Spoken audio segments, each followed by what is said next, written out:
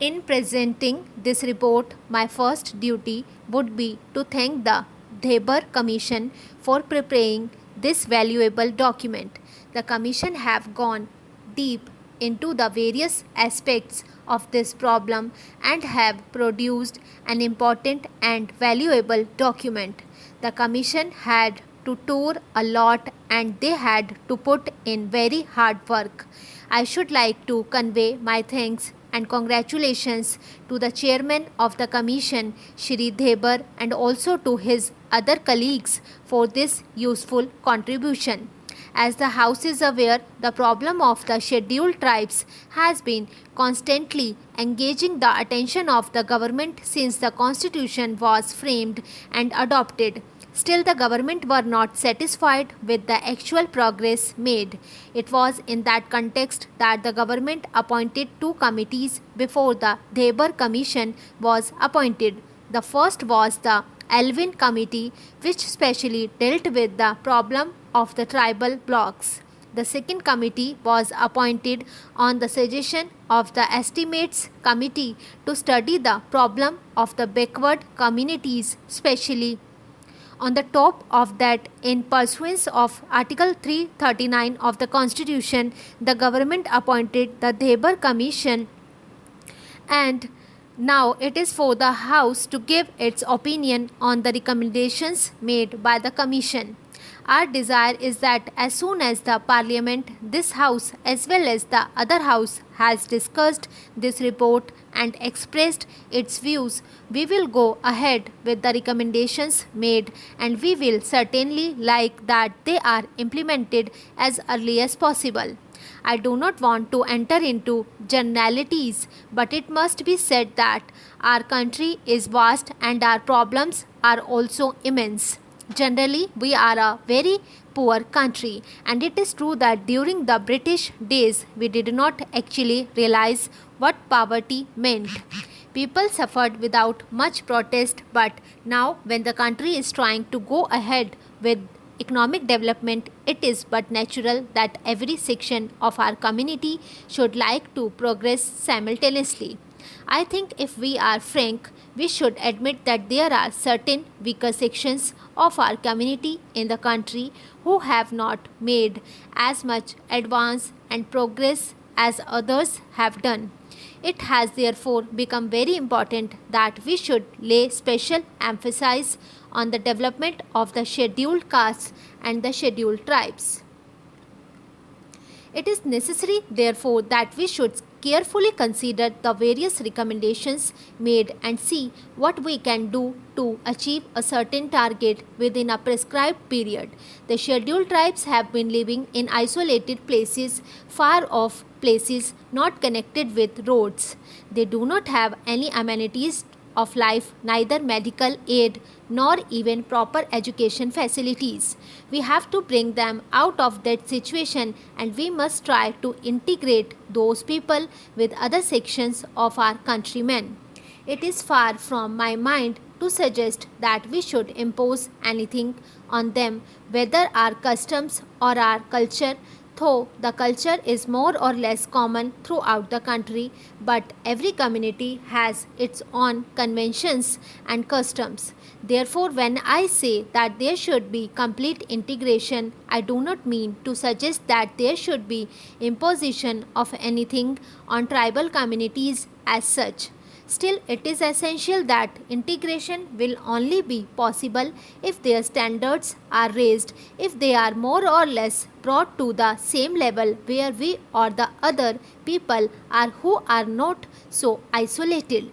So we have to bring these people to that level, and we can do that not by implementing certain schemes only, but by bringing about a radical change in our outlook and approach. There may be different communities and different religions in our country, but India had its own unique tradition in the past which we have to carry on and maintain even now.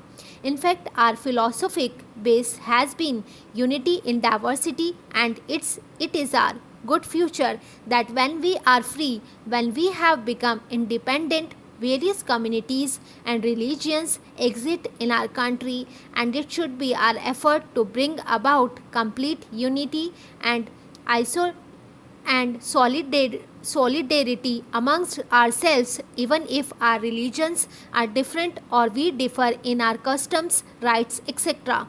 So I think that it is a challenge to all of us, and I have no doubt that we will be able to meet this challenge. I do not want to take more time of the house. As I said in the beginning, I do not want to enter into generalities. So far as the recommendations of the Commission are concerned, they can broadly be divided into two categories. There are recommendations which are to be dealt with or which directly concern the Home Ministry and some other ministries of the Government of India. There are other recommendations which mainly concern the state governments. In fact, it is the state governments which have really to execute and implement the programs. It was suggested the Commission that there should be a separate department for the scheduled tribes.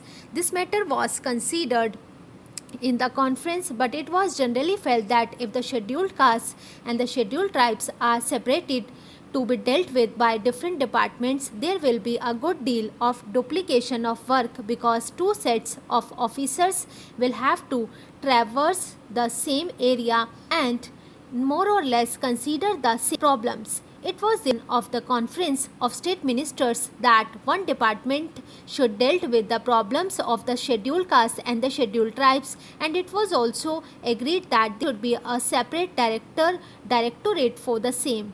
If there is a separate directorate, then it can concentrate on problems concerning the scheduled tribes. It was also suggested that this directorate, which will have to be set up in all the states and especially in states where the population of the scheduled tribes exceed the million, should also look after the work relating to the denotified and the nomadic tribes, in addition to, as I said, the work relating to the scheduled tribes. The conference was in favor of having tribes advisory councils to advise on the protection and development of the scheduled tribes in all the states and union territories, whether they have scheduled areas or not. The House, I am sure, is aware that there are scheduled areas and non-scheduled areas. Even in one scheduled areas, a large number of scheduled tribes live, but for the special programs, we have decided to concentrate on the scheduled areas first. I shall come to that point later on, but I am merely maintaining that the scheduled tribes live both in scheduled areas and in non-scheduled areas. It was decided that wherever at present there is a combined reservation in the services for the scheduled castes and the scheduled tribes, separate percentages of reservation should be fixed by the state governments, and it was agreed that the state governments would instruct all local authorities like municipalities, panchayats, samitis and Jila Parishads, etc., to follow the policies laid down by them in regard to the representation of all scheduled tribes in the services. It was decided to have a small committee of officials from the Tribal Welfare Department and the different departments at the state level to ensure coordination. The conference also agreed that there should be a section under the Chief Secretary for evaluation of the Tribal Welfare Program. If all these and other decisions taken at the conference are implemented with speed, as it is hoped that there will be considerable improvement of the conditions which exist at present. I also want to mention, madam, that we were told in the conference that this work was going to be entrusted to the Jila Parishads and Panchayats, and some of the schemes which have to be implemented in the rural areas will be executed by the Panchayats and the Jila Parishads. Well, I welcome this suggestion, but I only wanted to caution the district authorities and the state governments not to leave anything to the Jila Parishads and Panchayats and have no supervision and watch over their work. My fear is that because this will be a new work for them, they may not be able to bestow enough attention to the problems or the schemes concerning the scheduled tribes. They will have many other things to do. So, it will be necessary that the district authorities should keep constant watch and they should function as